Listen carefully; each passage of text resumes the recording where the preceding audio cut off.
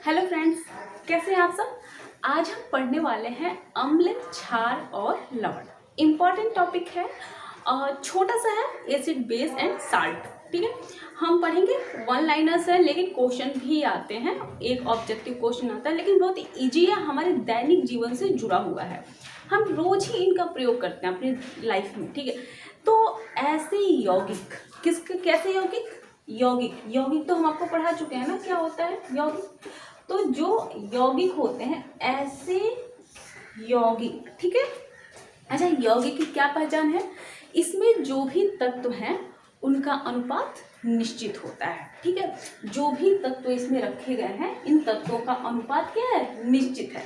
तो ऐसे यौगिक, ठीक है, जो प्रोटॉन का निष्कर्षण करते हैं, ठीक है, जब हम इनका विलयन बनाते हैं या जब हम इन्हें द्रव में या जब हम इन्हें जल में डालते हैं, तो जो प्रोटॉन का निष्कर्षण करते हैं, प्रोटॉन को बाहर निकालते हैं, ठीक है, क्या करते हैं, प्रोटॉन का निष्कर्षण करते हैं, या इस हाइड्रोजन आयन को हम क्या कहते हैं, प्रोटॉन कहते हैं ना। तो जो हाइड्रोजन आयन को बाहर निकाले या फिर जो प्रोटॉन को बाहर निकाले, और ऐसे सभी यौगिक जो प्रोटॉन को बाहर निकालते हैं उसके बदले में वे क्या लेते हैं, इलेक्ट्रॉन। ठीक है, तो जो हाइड्रोजन आयन को बाहर निकाल दे या इलेक्ट्रॉन को ले ले, कितना इलेक्ट्रॉन, वन पेयर। ठीक है, एक पेयर इलेक्ट्रॉन को ग्रहण करने की क्षमता रखता हो या हाइड्रोजन आयन को निकालने की क्षमता रखता हो, उसे हम कहते हैं अम्ल या एसिड। यह जिस वर्ड से बना हुआ है वह वर्ड है एशियर। एशियर यानी कि खट्टा। एशियर का मतलब क्या होता है, खट्टा। यह एक लैटिन वर्ड है। कैसा वर्ड है, लैटिन वर्ड है। ठीक है, तो ऐसे पदार्थ जो हमें स्वाद में खट्टे लगते हैं, ठीक है, उन्हें हम क्या कहते हैं, अम्ल कहते हैं। इसके बाद जब यह प्रोटॉन को निकालेगा, ठीक है, या फिर जब इसे इलेक्ट्रॉन की जरूरत होगी, तो कोई तो चाहिए होगा ना जो इसका प्रोटॉन ग्रहण करे या जो इसको इलेक्ट्रॉन दे सके। ठीक है, तो इसको किसी ऐसे साथी की जरूरत होती है, वही साथी होता है भस्म। ठीक है, वह साथी क्या है, भस्म है। लेकिन भस्म जब जलीय विलयन इसका बनाते हैं ना, जब भी भस्म को हम जल में मिला देते हैं तो हम उसको क्या कहते हैं, क्षार कहते हैं। ठीक है, क्षार यानी बेस कहते हैं। अच्छा, ये जो क्षार होता है ना, यह क्या करता है, हाइड्रोक्साइड आयन को निकालता है। क्या निकालता है, हाइड्रोक्साइड आयन को निकालता है। अब अगर हम बात करें कि ये दोनों अगर मिलते हैं तो क्या होता है, यहाँ से इसने प्रोटॉन निकाला, ठीक है, एसिड ने क्या किया, प्रोटॉन निकाला, बेस ने क्या, उस प्रोटॉन को एक्सेप्ट कर लिया। अब ये दोनों जब मिले तो इन्होंने मिलकर बना दिया लवण या साल्ट। सबसे ज़्यादा हम इनका यूज करते हैं ना। ये हमारे घर की खटाई हो गई, ठीक है, ये हमारे घर का गुड़ हो गया, ओके, और ये हो गया हमारे घर का नमक। समझ में आ गया, ये तीनों चीज़ें हमारे घर पे मिल जाती हैं, इजीली मिल जाती हैं और हम यूज़ करते हैं। ठीक है, तो देखिए, अच्छा, प्रकृति ने भी काफ़ी हद तक अपने आसपास अगर एसिड दिया तो उसके साथ में बेस दिया, ठीक है, ताकि ये दोनों एक दूसरे को न्यूट्रल कर सकें, यानी लवण बना सकें। ठीक है, जब एसिड और बेस मिलते हैं तो क्या बनाते हैं, लवण बनाते हैं, और लवण क्या होता है, न्यूट्रल होता है। लेकिन जब यहाँ पर क्या है, यहाँ इसने इलेक्ट्रॉन को ग्रहण किया, इसने इलेक्ट्रॉन को दिया, ठीक है, तो इन दोनों ने लेन देन किया, तो क्या हुआ, उसमें ऊष्मा निकली। क्या निकली, ऊष्मा निकली। तो जब भी लवण का निर्माण होता है तो क्या बनता है, ऊष्माक्षेपी क्रिया होती है। कैसी क्रिया होती है, ऊष्माक्षेपी। यानी अगर आपने जल लिया, ठीक है, H2O, ठीक है, आपने जल लिया और इसमें आपने HCl मिलाया, ठीक है, HCl क्या है, एसिड है ना। तो जैसे ही आपने जल लिया और उसमें आपने HCl मिलाया तो क्या होता है, जब आप उसे टच करेंगे ना, बीकर को या जिसमें भी आपने पलटा हो, तो उसको आप टच करेंगे तो वो गर्म हो जाएगा। क्यों, क्योंकि यहाँ पर इसमें जलीय विलयन में जब इसे हम डालते हैं HCl को, तो वो क्या करता है, प्रोटॉन का निष्कर्षण करता है या इलेक्ट्रॉन को ग्रहण करेगा। ठीक है, तो जब ये प्रोटॉन का निष्कर्षण करेगा तो उसमें क्या बनेगी, ऊर्जा निकलेगी। क्या निकलेगी, ऊष्मा या ऊर्जा निकलेगी। जो ऊर्जा निकल रही है वो ऊष्मा के रूप में निकल रही है। ठीक है, आया समझ में इतना। तो यहाँ पर हमारे कहने का अर्थ ये है कि जब भी इसका हम जलीय विलयन बनाएंगे, जब भी, चाहे एसिड का बनाए चाहे बेस का बनाए, किसके भी अगर आप जलीय विलयन जब बनाएंगे तो वहां से उष्मा का निष्कर्षण होगा। यहाँ से जो क्वेश्चन बनता है वह सिर्फ इतना होता है कि कितना इलेक्ट्रॉन, जब एक एसिड जलीय विलयन में क्रिया करता है तो कितने इलेक्ट्रॉन को ग्रहण करता है। ठीक है, यह क्वेश्चन कभी पूछा हुआ है, मैंने अभी कल एक पेपर देख रही थी मैं, तो वहाँ पर ये पूछा हुआ था। ठीक है, तो जब जलीय विलयन में हम अम्ल का जलीय विलयन बनाते हैं तो वह कितने इलेक्ट्रॉन को ग्रहण करता है। ठीक है, तो एक पेयर इलेक्ट्रॉन ग्रहण करता है। ठीक है, उसके बाद अब जो पूछा जाता है क्वेश्चन ये होता है कि सूचक के बारे में पूछा जाता है। क्या पूछा जाता है? सूचक, यानी कि इंडिकेटर। सूचक के बारे में पूछा जाता है, इंडिकेटर, कि कैसे हम पता करेंगे कि जो हमारे पास कोई पदार्थ है, ठीक है, उस पदार्थ को हम कैसे पता करेंगे कि वो अम्ल है, क्षार है या फिर लवण है, कैसे पता करेंगे।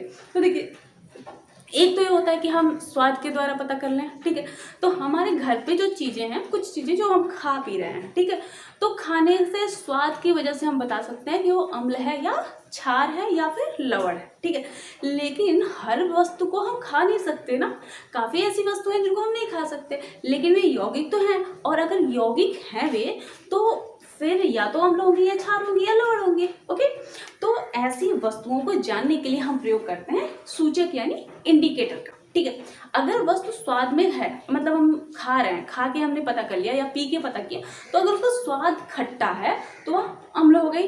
ठीक है, अगर उसका स्वाद कड़वा है तो वह क्या हो गया? भस्म या फिर क्षार हो गया। और अगर उसका स्वाद नमकीन है तो क्या हो गया?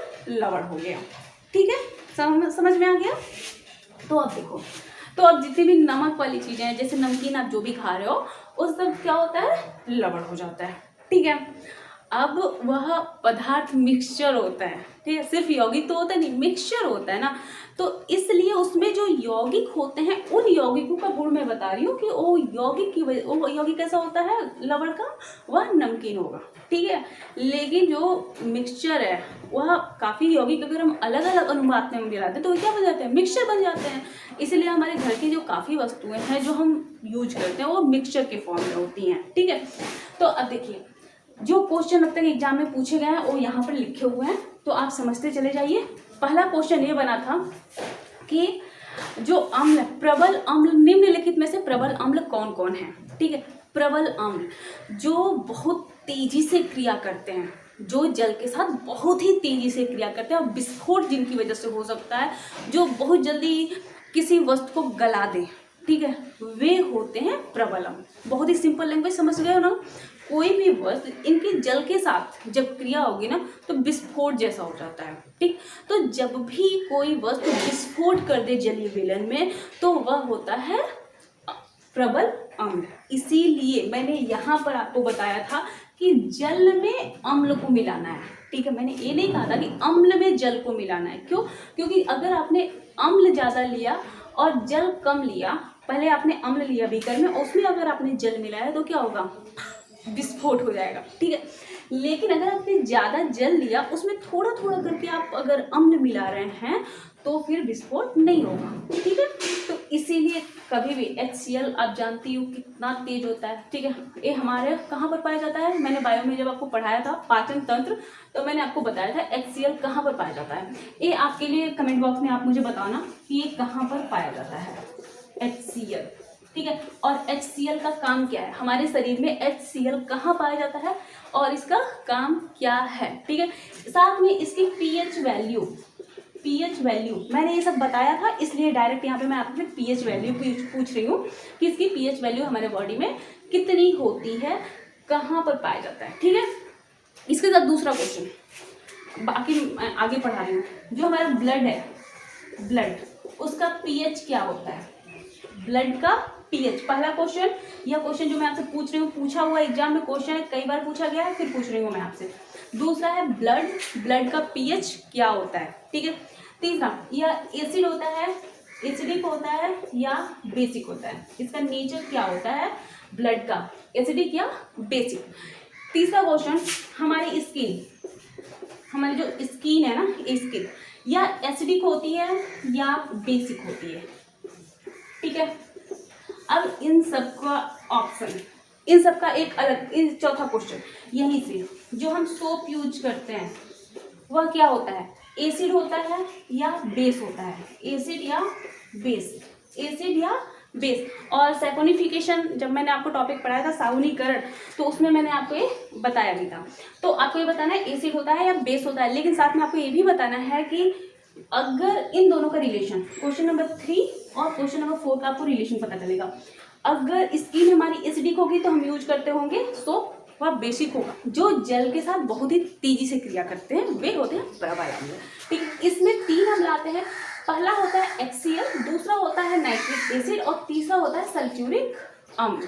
ठीक है, जब इस बारिश का पानी जो आ रहा है, अगर इसका 5.4, अगर इसका जो बारिश का पानी है अगर इसका pH हो जाए 5.4, तो उसे हम कहते हैं एसिड रेन। क्या कहते हैं, एसिड रेन।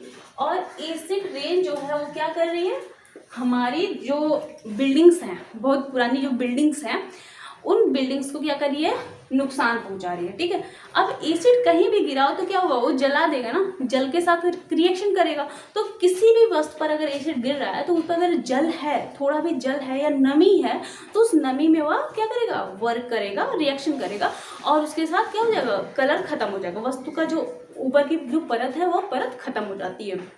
इसीलिए जो फसलें हैं, जो खेतों में अगर ये बारिश का पानी खेतों में जा रहा है तो मिट्टी को क्या करेगा, एसिडिक कर देगा। ठीक है, मिट्टी कैसे हो जाएगी, एसिडिक हो जाएगी। और अगर मिट्टी में अम्लीयता बढ़ जाती है तो बहुत से ऐसे पौधे हैं जो नष्ट हो जाते हैं। ठीक है, साथ ही बहुत सारे कीट भी नष्ट हो जाते हैं, बहुत सारे कीड़े मकोड़े जो मिट्टी के अंदर है वो अम्लीयता बढ़ जाने से नष्ट हो जाते हैं। ठीक है, उसके बाद एसिड रेन जो है, अब ये मैं आपको पढ़ा चुकी हूँ जब मैंने आपको जल पढ़ाया था। ठीक है, तो उसमें मैंने पढ़ा था कि एसिड रेन किसकी वजह से होता है। अब आपको ऑप्शन यहाँ पर दिए हुए हैं, H2SO4, HNO3। ठीक है, इनकी वजह से होता है, क्या होता है, एसिड रेन होता है। ठीक है, अम्लीय वर्षा जो होती है वो किसकी वजह से होती है, सल्फ्यूरिक एसिड नाइट्रिक अम्ल की वजह से होती है। इसके बाद अगर मैं बात करूँ ना, एक वर्ड आता है अम्लराज, पूछा हुआ क्वेश्चन है कि अम्लराज में अनुपात किसका कितना था। ठीक है, अम्लराज में किसका कितना अनुपात था।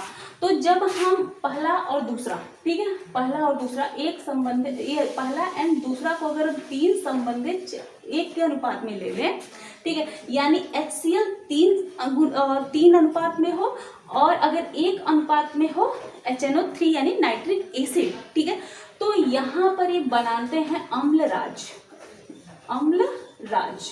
ठीक है, अम्लराज का निर्माण किससे हो रहा है, हाइड्रोक्लोरिक एसिड और साथ ही नाइट्रिक एसिड को 3 संबंधी 1 के अनुपात में रखने पर अम्लराज का निर्माण होता है। और इसकी खासियत ये है कि यह सोने को और प्लैटिनम को भी गला देता है। ठीक है, सोना और प्लैटिनम को भी ये गला देता है। यानी हम ये समझ सकते हैं कि अगर पीतल की वस्तुएं हैं या तांबे की वस्तुएं हैं तो उन्हें साफ करने के लिए हम इनका प्रयोग कर सकते हैं। इसीलिए पूजा वाले घर के जो बर्तन होते हैं, पूजा के बर्तन, उनको साफ करने के लिए हम किसका यूज करते हैं, नींबू का। घरों में हम नींबू का ही प्रयोग करेंगे, घर में हम HCl नहीं लाएंगे। ठीक है, ना ही H2SO4 लाएंगे जो कि तेजाब है, और तेजाब की बिक्री भी अब अवैध है। ठीक है, मतलब बंद हो चुकी है। अगर आप ऐसे नहीं खरीद सकते, व्यावसायिक कारणों से ही आप उसको खरीद सकते हैं, घरेलू कार्यों के लिए आप इसको नहीं खरीद सकते हैं। ठीक है, तो जो H2SO4 है वो क्या है, तेजाब है। काफ़ी ज़्यादा इसका गलत यूज हुआ था तो इसलिए बंद हो गया। ठीक है, तो अम्लराज आपने जान लिया। अब ये अगला क्वेश्चन था आपका, मतलब 4th, ये 4 क्वेश्चन यहाँ, ये 5वां क्वेश्चन, नहीं ये 6वां क्वेश्चन। ठीक है, तो अब तक हमने 6 क्वेश्चन पढ़े जो आए थे। नहीं, ये 7वां क्वेश्चन ये वाला हो गया ना, ये एसिड रेन से जुड़े हुए क्वेश्चन, और ये इसका pH जो था ये था। ठीक है, तो 8 क्वेश्चन हमने अब तक जान लिए जो यहाँ से आए हुए थे एसिड से। ठीक है, इसके बाद जो प्रबल अम्ल का एक पूछा गया था, कौन सा पहला, प्रबल अम्लों को आप एक सही क्रम में रखिए। तो प्रबल अम्ल का जो क्रम है वो क्या है, सबसे ज्यादा जो एसिडिक होगा वो क्या है, HCl है, उससे कम HNO3 है, उससे कम क्या है, H2SO4 है। ये प्रबल अम्लों में आते हैं। अच्छा, एक चीज और, जो हमारे ग्रह है ना, जो जितने ग्रह हैं हमारे सौर मंडल में, उन ग्रहों में जो हमारी वीनस है यानी जो शुक्र है, उसका जो वायुमंडल है वह वायुमंडल कैसा है, एसिडिक है, ठीक है। यानी अगर हम बात करें वीनस की, तो वीनस के चारों तरफ का जो वायुमंडल है ना, इस वायुमंडल में HCl पाया जाता है एंड H2SO4, क्या पाया जाता है, HCl एंड H2SO4 पाया जाता है। ये पूछा हुआ क्वेश्चन है, मैंने देखा था, यह SSC के एग्जाम में पूछा गया था कि वीनस का जो वायुमंडल है वह कैसा है। तो वीनस का जो वायुमंडल है वह एसिडिक है और उसमें HCl और H2SO4 पाया जाता है, ठीक है। तो यहाँ से हमने इतने क्वेश्चन समझ लिए। अब यहाँ से इतने ही क्वेश्चन आते हैं। अगला हम देखते हैं दुर्बल अम्ल कौन से होते हैं। तो देखिए, जो दुर्बल अम्ल हैं, ऐसे अम्ल जो बहुत ज़्यादा तो खट्टे नहीं होते, बहुत ज़्यादा नुकसान हमें नहीं पहुंचाते हैं, लेकिन हम इनका काफ़ी ज़्यादा यूज करते हैं, ठीक है। इनमें आ जाता है जैसे कि citric acid, tartaric acid, acetic acid, oxalic acid, lactic acid, methanoic acid and malic acid. ये थोड़े से मैं बता रही हूँ, बहुत ज़्यादा नहीं बता रही हूँ, छोटे से, लेकिन जितने यहाँ पर लिखे हैं इन सबसे क्वेश्चन बना हुआ है। यहाँ पर एक और बन गया मैलिक एसिड, ठीक है, मैलिक एसिड। अब बताओ सिट्रिक एसिड कहाँ पर पाया जाता है, डायरेक्ट क्वेश्चन से हैं। सिट्रिक एसिड कहाँ में पाया जाता है, सिट्रस फ्रूट्स में। और सिट्रस फ्रूट्स में क्या क्या आ जाते हैं, जितने भी खट्टे फल हैं उन सब में सिट्रिक एसिड पाया जाता है, ठीक है। तो खट्टे फल कौन कौन से हो गए, जैसे कि नींबू, संतरा, ठीक है। तो ये सब क्या हो गया, सिट्रिक एसिड इनमें पाया जाता है। उसके बाद आता है टार्टेरिक एसिड। टार्टेरिक एसिड पाया जाता है किसमें पाया जाता है, इमली में। किसमें पाया जाता है, इमली में। यहाँ पर नोट करते चलना। अच्छा, इमली में ये छोटी ही होती है कि बड़ी होती है, इमली में ये होती है ना। उसके बाद एक क्या हो गया, नींबू, ओके। यहाँ पर एसिटिक एसिड, एसिटिक एसिड कहाँ पर पाया जाता है, ये आप मुझे बताना, एसिटिक एसिड किस में पाया जाता है, ओके। नेक्स्ट है ऑक्जेलिक एसिड। लैक्टिक एसिड पाया जाता है हमारे दही में, ठीक है। लैक्टिक एसिड किसमें पाया जाता है, दही में। मेथेनॉइक एसिड, मेथेनॉइक एसिड जो है वह पाया जाता है कहाँ पर, मेथेनॉइक एसिड किसमें पाया जाता है, यह पाया जाता है जो चींटियों का डंक होता है ना, जो चींटियाँ काटती है ना, तो उसमें पाया जाता है मेथेनॉइक एसिड पाया जाता है, ठीक है। इसके बाद मैलिक एसिड, मैलिक एसिड पाया जाता है सेब में, ओके। आगे बढ़ते हैं। अगला है भस्म जल, इनको बनाते हैं, क्षार बनाते हैं। ये जलीय विलयन में जब क्रिया करते हैं, जल के साथ जब क्रिया करते हैं, इनका विलयन जब जल के साथ मिलाया जाता है तो ये हाइड्रोक्साइड आयन को निकालते हैं, ठीक है। किसको निकालते हैं, हाइड्रोक्साइड आयन को। एक किसको निकाल रहे थे, प्रोटॉन को। तो यानी H+ और एक OH-, यानी जब ये दोनों मिलेंगे तो उष्मा निकलेगी और साथ ही क्या बनेगा, जल बनेगा, ठीक है। ये दोनों के मिलने से क्या बनेगा, जल बनेगा, ओके। तो इनमें जो है सबसे ज़्यादा जो इम्पोर्टेंट है वो यहाँ पे है सोडियम बाइकार्बोनेट, सोडियम हाइड्रोक्साइड, ठीक है, potassium hydroxide, calcium hydroxide, NH4OH, Na2CO3, ठीक है। अच्छा, अमोनियम हाइड्रोक्साइड और सोडियम बाइकार्बोनेट, सोडियम कार्बोनेट, ठीक है। तो ये यहाँ पर दिए हुए हैं। यहाँ पर जो सबसे ज़्यादा प्रबल है, जो प्रबल क्षार होता है वह होता है NaOH, ठीक है। प्रबल क्षार में क्या आता है, NaOH। अब आप जरा मुझे बताइएगा कि दुर्बल क्षार कौन सा है, इनमें से दुर्बल क्षार कौन सा है, ठीक है। जो सबसे कड़वा होगा वो सबसे प्रबल होगा, ठीक है। टेस्ट करके नहीं जानना है, जो सबसे कड़वा होगा वो सबसे अच्छा, एक चीज चलो इजली मैं समझा दे रही हूँ। यहाँ से देखो, यहाँ हमने इसको अलग किया तो क्या हुआ, Na++OH-, ठीक है। यहाँ से क्या हुआ, डायरेक्ट हाइड्रोक्साइड आयन बाहर आ गया ना।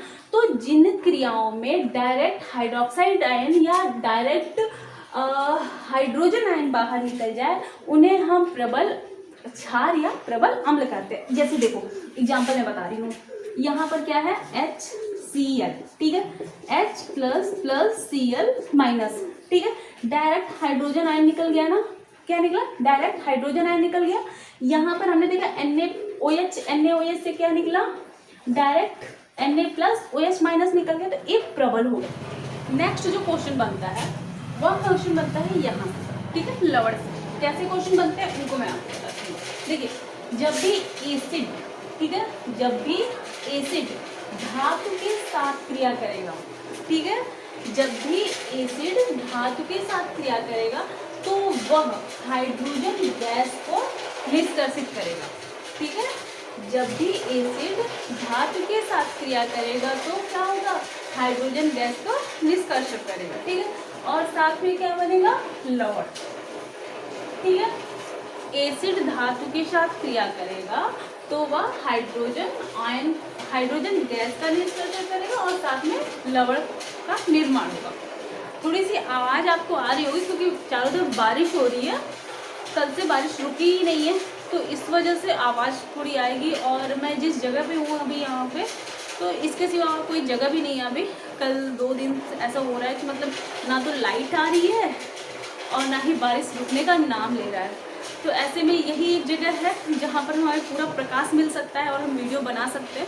तो देखो थोड़ी सी प्रॉब्लम्स आपको आएंगी, ठीक है। लेकिन एक बात कही गई है कि जहाँ पर अगर आप सोने की खुदाई करने जाते हैं तो आप ये नहीं देखते कि आपको कितनी मिट्टी निकालनी पड़ेगी, ठीक है। तो जो आपके काम की चीज़ है उसे पाने के लिए चाहे जितनी भी दिक्कतें हो आप उसको जरूर करिए, ठीक है। अब मैं एक ही बात कहूँगी कि अगर आपको मेरा कंटेंट अच्छा लगता है तो बाहर की जो नॉइज है उसे अवॉइड कर दीजिए, और अगर कंटेंट नहीं सही है तो फिर वीडियो में आगे बढ़ने की ज़रूरत ही नहीं है, ओके। तो अगर आपको कंटेंट सही लग रहा है, अगर आपको लग रहा है कि हाँ ये आपके लिए सही है, तो फिर फर्क नहीं पड़ता कि हमारे आसपास कितना शोर है या फिर कैसा माहौल है, ठीक है। क्योंकि हम क्या कर सकते हैं, खुद को बदल सकते हैं। माहौल को बदलना हमारे हाथ में नहीं होता है, माहौल धीरे धीरे बदलता है, लेकिन पहले हमें खुद को बदलना होता है। तो अभी मैं सिर्फ खुद पे ही काम कर रही हूँ, बाकी माहौल पे अभी मैं कोई काम नहीं कर पा रही हूँ। बारिश है तो बगल में पानी गिर रहा है तो आवाज़ तो आनी ही है। चलो आगे बढ़ते हैं। अगर बेस, ठीक है, यानी क्षार अगर मेटल से क्रिया करता है तो क्या बनाता है, हाइड्रोजन गैस, ठीक है। यानी हम ये कर सकते हैं एसिड या बेस, ठीक है। एसिड या बेस जब धातु के ऑक्साइड से या धातु से क्रिया करते हैं तो हाइड्रोजन गैस निकलती है और लवण का निर्माण होता है, ठीक है। साल्ट का फॉर्मेशन होगा और हाइड्रोजन गैस निकलेगी कब, जब एसिड या बेस धातु के साथ क्रिया करेंगे। सीधा क्वेश्चन यही आया हुआ था कि हाइड्रोजन गैस कब निकलती है, ठीक है। अगला, अगर एसिड, ठीक है, मेटल कार्बोनेट धातु के कार्बोनेट के साथ क्रिया करे, ठीक है। अगर एसिड धातु के कार्बोनेट के साथ क्रिया करे तो कार्बन डाइऑक्साइड गैस निकलती है। क्या निकलती है, कार्बन डाइऑक्साइड गैस निकलती है, तथा साथ में जल निकलता है, मतलब जल का निर्माण होता है और लवण तो बनेगा ही, ठीक है। तो अगर याद कर लो, एसिड या बेस सिर्फ मेटल से क्रिया करेंगे तो हाइड्रोजन गैस निकलेगी, ठीक है, और साथ में लवण का निर्माण होगा। एसिड मेटल कार्बोनेट, इसमें क्या है, कार्बन है ना, कार्बोनेट तो कार्बन है, तो कार्बोनेट से जब मेटल कार्बोनेट से जब क्रिया करेगा तो क्या करेगा, कार्बोनेट है यानी कार्बन डाइऑक्साइड निकलेगा, और जब एक गैस निकल गई तो बाकी जो बचा क्या हो जाएगा, जल होगा, और साथ में क्या होगा, लवण। इससे बहुत ज़्यादा क्वेश्चन नहीं आते हैं, बहुत बड़े क्वेश्चन नहीं आते हैं, सीधे वन लाइनर आ जाते हैं, इसलिए मैंने सब कुछ ऐसे ही लिखा है कि आपको समझ लो आप आराम से। उसके बाद अगर जल में, ठीक है, जलीय विलयन में अगर आप एसिड या बेस का जलीय विलयन मिलाते हैं, ठीक है, जल में एसिड या बेस का जलीय विलयन मिलाएंगे तो क्या मैंने कहा था कि जब भी पानी में एसिड आप डालेंगे, ठीक है, जब भी पानी में एसिड आप डालेंगे तो क्या होगा, पानी गर्म हो जाएगा। क्या होगा, पानी गर्म हो जाएगा, क्यों, क्योंकि उसमें से उष्मा निकल रही है। मुझे भी उस आवाज़ की वजह से काफ़ी तेज बोलना पड़ रहा है। तो यहाँ पर क्या होता है, विद्युत चालन होता है। क्या होता है, विद्युत चालन होता है, और इसमें क्या निकलेगा, हाइड्रोजन आयन और ऑक्साइड, हाइड्रोक्साइड, ठीक है। क्यों, मतलब अगर बेस है तो हाइड्रोक्साइड आयन, अगर एसिड है तो हाइड्रोजन आयन निकलेगा, ठीक है। ये डायरेक्ट पूछे गए क्वेश्चन है, तो आप इनको ऐसा स्क्रीनशॉट ले लीजिए, ठीक है। उस शोर का मैं आज मैं सच में बुरा लग रहा है। आगे देखते हैं। अब मैं चाहूँ तो भी रुक सकती हूँ, लेकिन रुकने का मतलब ये होगा कि मैं कल से रुक रही हूँ, इसी शोर की वजह से मैं कल से रुक रही हूँ। अब कुछ ऑप्शन नहीं हो गया, दूसरे का है, क्या कर सकते हैं। आगे देखो, थोड़ा सा समझ लो, ज़्यादा नहीं है, टॉपिक भी छोटा ही है। पीएच स्केल आप जानते हो, बताने की जरूरत नहीं है। Hydrogen ion concentration, hydrogen ion concentration कितना है, उसके आधार पर हम पीएच वैल्यू निकालते हैं। नंबर होगा इसका 1 to 14। पीएच स्केल कहाँ से होती है? 1 to 14। 7 का मतलब है न्यूट्रल यानी कि लवण, ये होता है 7, ठीक है, लवण 7। जल का भी इतना ही होता है। उसके बाद अगर हम भस्म की बात करें, मतलब क्षार की बात करें, तो ये होता है 7 to 14, मतलब 7 से आगे 14 तक। अगर एसिड की बात करें तो एसिड कहाँ से होता है? 1 to 7, ओके।